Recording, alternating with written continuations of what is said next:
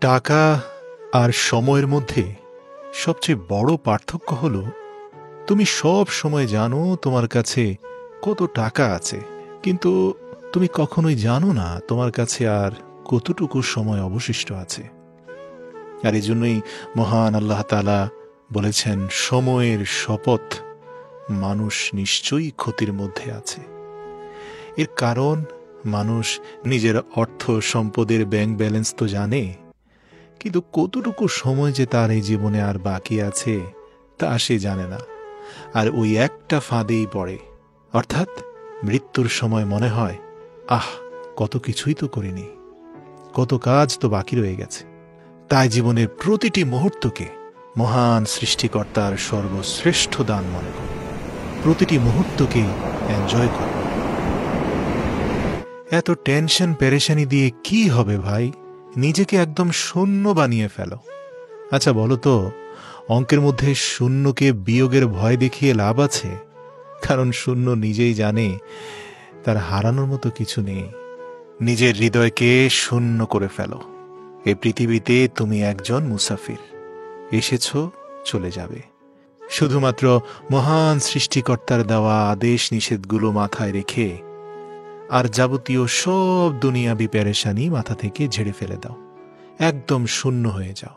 তাহলে আর হারানোর মতো কোনো ভয় তোমার পেছনে কাজ করবে না।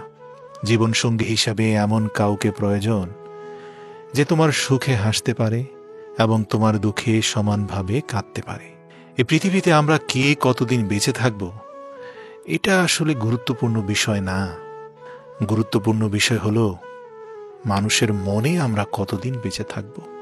যদি কষ্টে থাকো তাহলে জানবে পাপ ক্ষয় হয়েছে, আর যদি আনন্দে আত্মহারা হয়ে যাও সেই সময়টাতে মনে রাখবে তোমার পুণ্য ক্ষয় হচ্ছে।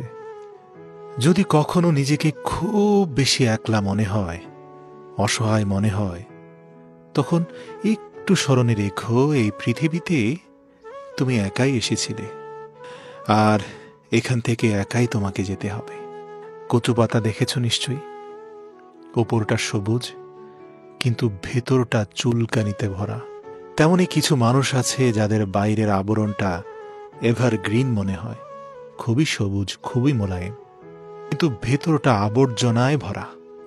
তাই মানুষের বাহ্যিক আবরণ দেখে নয়, মানুষের মনুষ্যত্ব বোধ এবং তার ভেতরের রংটা দেখেই তার সাথে মেশো। একজন ভালো চরিত্রের মানুষ আপনাকে ভালোই ভাববে, আর একজন খারাপ চরিত্রের মানুষ আপনাকে তার মতো খারাপই ভাববে। যার চরিত্র যেমন তার চিন্তা ভাবনাও তেমন। তাই কখনো কারো খারাপ মন্তব্যে বিচলিত হয়ে যাবেন না। ভাববেন না যে সে আপনার ব্যাপারে যা বলছে তাই সত্য।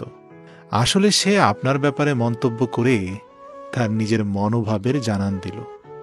জীবনকে রঙিন করতে রঙের প্রয়োজন হয় না, প্রয়োজন হয় একটা ভালো সম্পর্কের। মনে রাখবেন, ভালো সম্পর্কগুলো ভালো সৌন্দর্য আর ভালো রং দিয়ে হয় না। ভালো সম্পর্ক হয় ভালো হৃদয়ের মানুষের সাথে। স্বার্থ যেখানে শেষ, মনে রাখবেন সেখান থেকেই বদনাম শুরু। এটাই দুনিয়ার রীতি। কাউকে যতক্ষণ দিতে পারবেন ততক্ষণ আপনি ভালো থাকবেন। তাই সব সময় মনে রাখবেন, যে কোনো মূল্যবান জিনিস মানুষ সহজে পেয়ে গেলে হীরাকেও কয়লা ভাবে।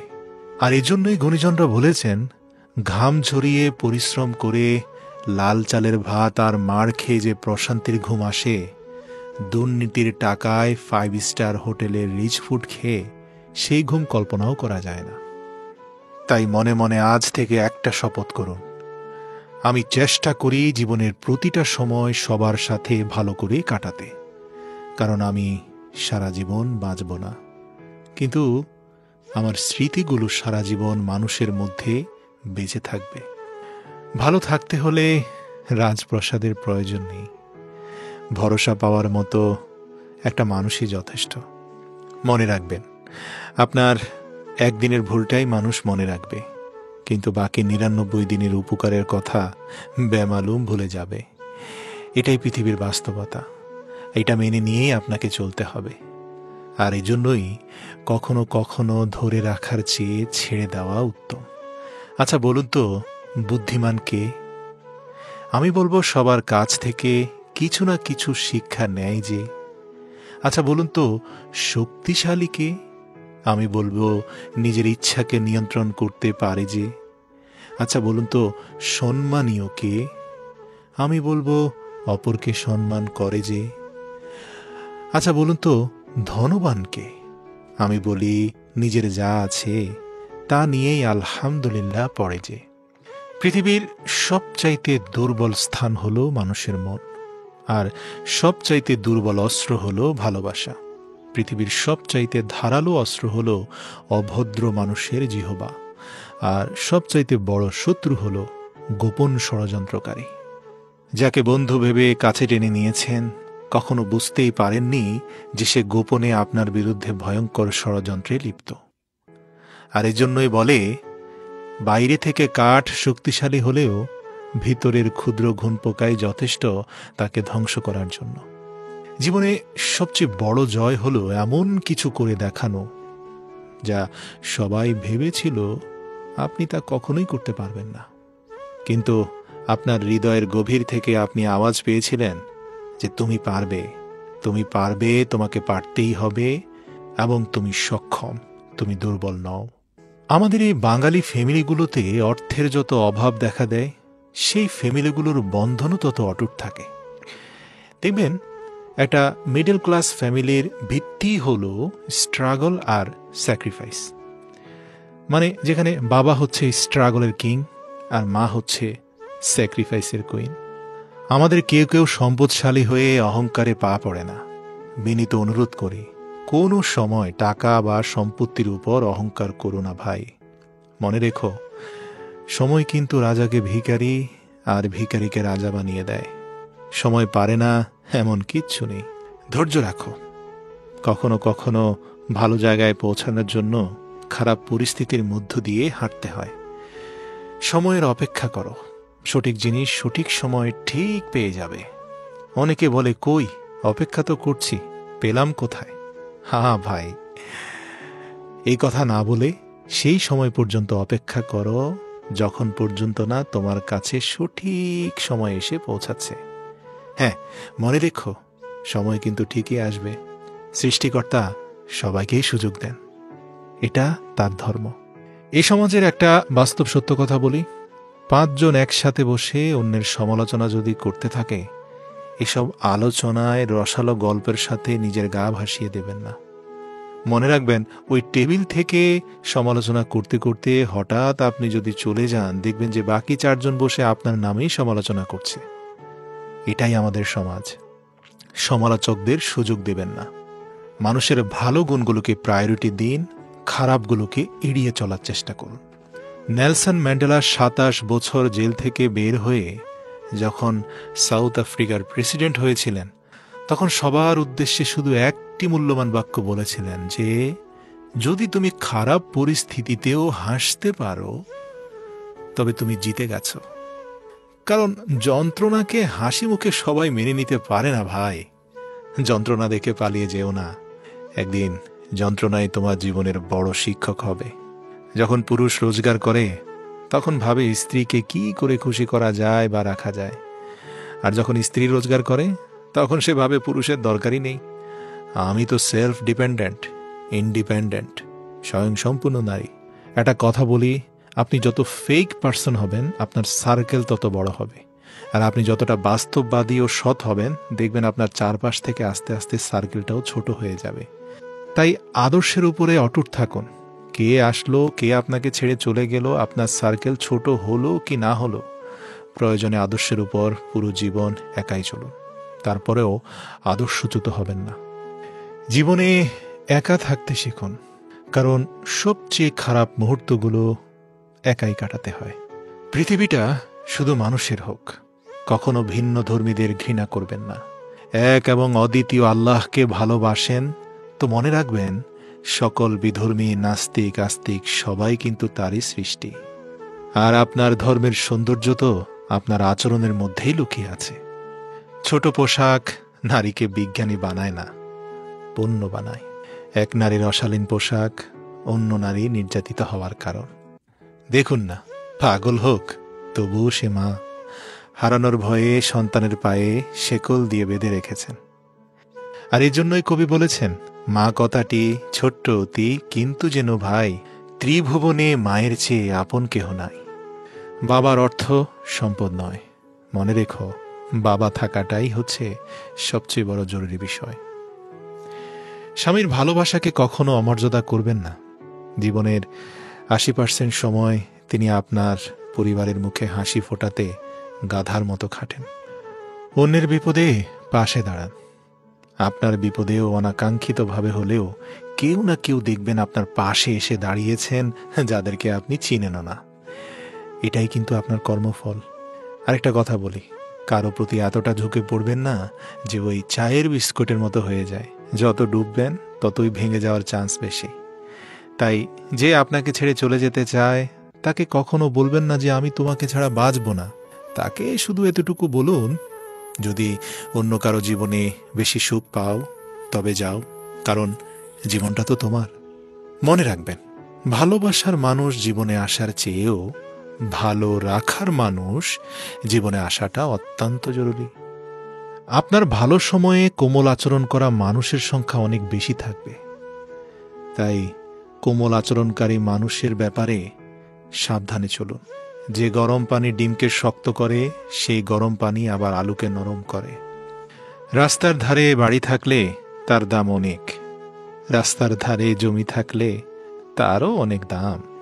কিন্তু মানুষ রাস্তার পাশে পড়ে থাকলে তার কোনো দাম নেই। অসহায়দের পাশে দাঁড়ান।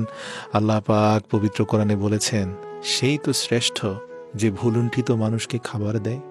কত আজব, তাই না? পৃথিবীতে ৮৪ লক্ষ জীবের মধ্যে একমাত্র মানুষই টাকা রোজগার করে, কিন্তু পৃথিবীতে অন্য কোনো প্রাণী না খেয়ে মরে না। আর এই মানুষের পেট কখনোই ভরে না। দান করলে কখনো ধন কমে না, ক্ষমায় কখনো ক্ষমতা কমে না, নম্রতায় কখনো মর্যাদা কমে না, আগে সালাম দিলে কখনো দাম কমে না। আমাদের দেশে যত গরিব আছে, গরিবের হক কেড়ে খাওয়ার লোক তার থেকে দ্বিগুণ আছে। আর এই জন্যই আমাদের দেশে দরিদ্রতা বিমোচন হয় না। একবার ভাবুন তো, ধনীদের 15% যদি সঠিকভাবে জাকাত দিত, এ দেশে কি গরিব থাকত? ক্ষমতার অপব্যবহারকারীদের উদ্দেশ্যে বলতে চাই, প্রিয় ভাই, সুযোগ পাইছেন, শক্তি আছে, ক্ষমতা আছে, অপব্যবহার করবেন না ভাই। সব জায়গায় সবসময় মাথা ঢুকাবেন না। একবার জায়গা মতো মাথা আটকে গেলে শেষ পরিণতি ভোগ করতেও বেশি সময় লাগবে না।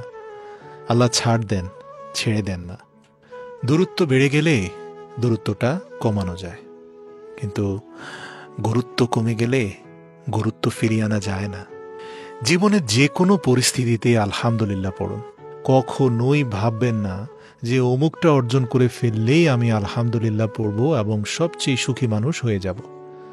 যদি মনে করেন যে বিয়ে করলেই আমি সবচেয়ে সফল, মনে রাখবেন অনেক বিবাহিতরা ডিভোর্সের চিন্তায় ব্যস্ত আর আপনি বিয়ের চিন্তায় মগ্ন। একইভাবে দেখবেন বাচ্চারা খুব তাড়াতাড়ি বড় হতে চায় যাতে বড় হয়ে সম্মান পায়, আর বড়দের শৈশবে ফিরে যাওয়ার আকুতি। চাকরিজীবীরা কাজের চাপে চিন্তিত, চাকরি ছেড়ে দিতে চায়, আর ভাল লাগে না।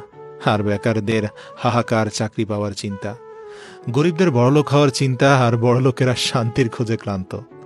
জনপ্রিয় ব্যক্তিরা লুকানোর ঠিকানা খোঁজে, এদিক সেদিক ক্যামেরা দেখলে দৌড়ে পালানোর চেষ্টা করে, আর অতি সাধারণেরা ভাইরাল হওয়ার জন্য কত কিনা করে।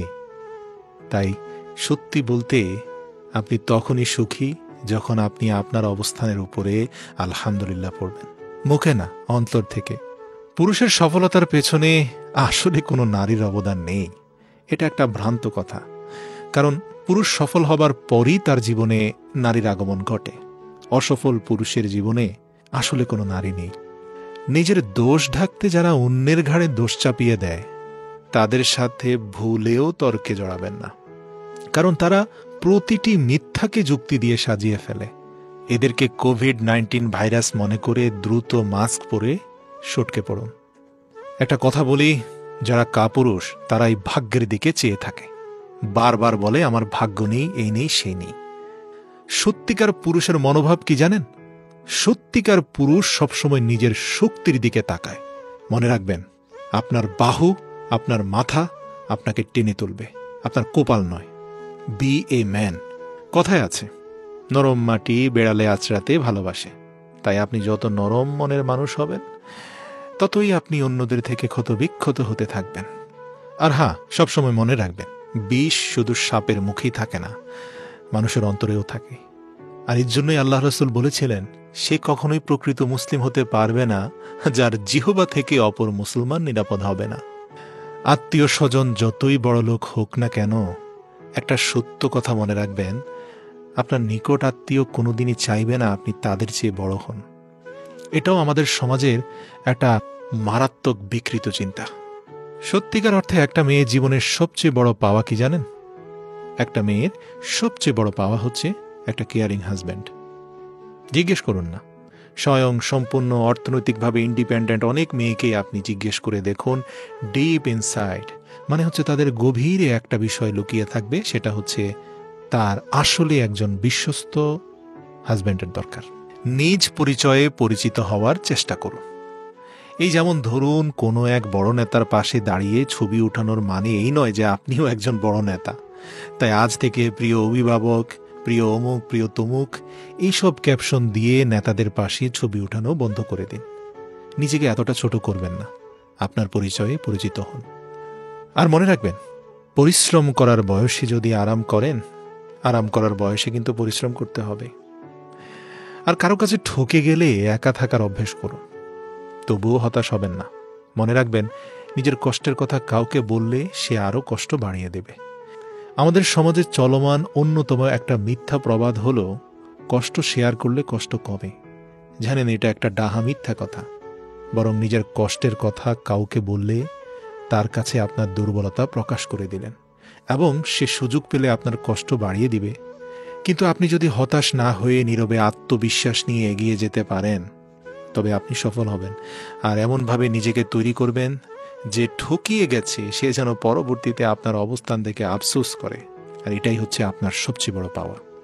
অর্থ কম থাকুক, যোগ্যতাও কম হোক, কিন্তু তোমার কথা, তোমার ব্যবহার, আচরণ, মানসিকতা, ভাই, এগুলো যেন সুন্দর ও মার্জিত হয়। কারণ একজন মানুষ হিসাবে এগুলোই তো তোমার সবচেয়ে বড় সম্পদ, এবং মানুষের কাছ থেকে পাওয়া সম্মানটা তোমার জীবনের সবচেয়ে বড় অর্জন। আর সম্মান তো আসে ব্যবহারে, সম্মান আসে তোমার আচরণ আর মানসিকতায়। নিজের স্ত্রীকে সম্মান করুন। মনে রাখবেন, শুধুমাত্র ওই দুমুঠো ভাত কাপড়ের জন্য সে তার বাবা মাকে ছেড়ে আসেনি। আপনার মার্জিত আচরণ এবং আপনার কিছুটা সম্মান পাওয়ার অধিকার তার আছে। আর হ্যাঁ, ভালো স্বামী পাওয়ার পরেও যারা স্বামীকে তাচ্ছিল্য করছো, সেই বোনদের উদ্দেশ্যে বলছি, স্বামী যতক্ষণ ছায়া হয়ে তোমার মাথার উপরে থাকবে, ততক্ষণ তোমার সাথে দুনিয়ার সবাই সম্মান দিয়ে কথা বলবে। স্বামীবিহীন হয়ে দেখো, কারো চোখে তুমি আপদ, কারো চোখে তুমি বোঝা, আর সমাজের চোখে তুমি হয়ে যাবে অসৎ নারী। আর এই জন্যই আল্লাহর রাসূল বলেছিলেন, আমার শরীয়তে আল্লাহ ব্যতীত সিজদার কোনো সুযোগ নেই। যদি থাকতো, স্ত্রীদের বলতাম, তোমরা স্বামীর সামনে সিজদা অবনত হও। মনে রাখবেন, মানুষের জীবনে যদি খারাপ সময় না আসতো, তাহলে আপনজনের মাঝে লুকিয়ে থাকা পর আর পরের মধ্যে লুকিয়ে থাকা আপন মানুষগুলোকে কখনোই কেউ চিনতে পারত না। এজন্যই মাঝে মাঝে সৃষ্টিকর্তা আমাদের জীবনে সংকট দিয়ে আপন পর চিনিয়ে দেন। নিজের উপর ভরসা রাখেন, কারো প্রতি ডুবে যাবেন না। পাখি কখনো ঢাল ভেঙে যাওয়ার ভয় করে না, কারণ তার বিশ্বাস গাছের ডালের উপরে নয়, ডানার উপরে। ডাল ভেঙে গেলে ডানার উপরে ভর দিয়ে উড়ে যাবে, কিন্তু আপনার তো সেরকম কোনো ডানা নেই। কারণ আপনি যখন কারো উপরে ঝুঁকে পড়েন, তখন এতটাই তার উপর নির্ভরশীল হয়ে পড়েন যে সে আপনাকে আঘাত দিয়ে তছনছ করে দিয়ে চলে যায়।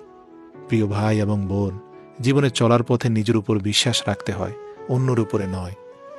অনেককেই দেখি মৃত বাবা মায়ের ছবি আটকে রাখেন, 2-4 দিন পর পরে গিয়ে সেখানে চুমু দেন, যত্ন করেন। কিন্তু ওই মৃত ছবির পুজো তো সবাই করে, কিন্তু বেঁচে থাকতে আমরা বাবা মায়ের গুরুত্ব বুঝি না। ডক্টর এপিজে আবুল কালাম আজাদ বলেন, পাখিরা পিঁপড়ে খেয়ে বেঁচে থাকে, কিন্তু কি আশ্চর্য ব্যাপার, এই পাখি যখন মারা যায়, মারা গেলে পিঁপড়েগুলো তাকে খেয়ে নেয়। একটা গাছ থেকে লক্ষাধিক দেশালাইয়ের কাঠি তৈরি হয়, কিন্তু লক্ষাধিক গাছকে পুড়িয়ে দেওয়ার জন্য একটা দেশালাইয়ের কাঠি যথেষ্ট। পরিস্থিতি যে কোনো সময় পরিবর্তন হতে পারে প্রিয় ভাই এবং বোনেরা। জীবনে কাউকে কষ্ট দিও না। আজ হয়তো তুমি শক্তিশালী, কিন্তু একটা কথা জেনে রেখো, সময় তোমার থেকেও বেশি শক্তিশালী। পাল্টে যেতে সময় লাগবে না।